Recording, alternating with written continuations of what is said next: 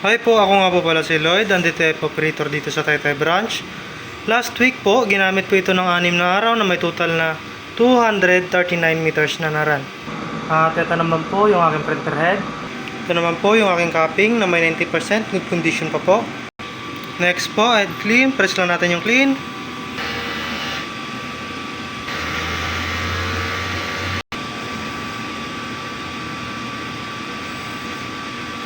After head clean po, punasan natin yung wiper.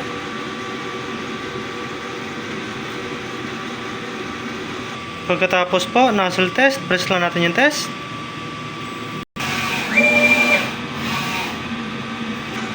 Yan po. Kompleto naman po yung kulay. Ink system level po ay tama lang. Ang waste tank naman po ay kakalinis lang ng Sabado. At ito naman po yung aming AVR. Dito naman po nakalagay ang aking stock ng ink. Yan po, ito po yung para sa CMYK. Dito naman po yung sa powder. Diyan naman po yung sa white. Dito naman po nakalagay yung Inus ink.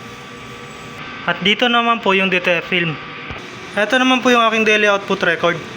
Yan po, updated naman po. Ito naman po yung aking consumable monitoring. Ito yung aking para sa cyan, sa magenta, sa yellow, black, white, powder, DTF film, at green solution. Ito naman po yung aking weekly checklist. Yan po, updated naman po. Yan lang po, marami pong salamat.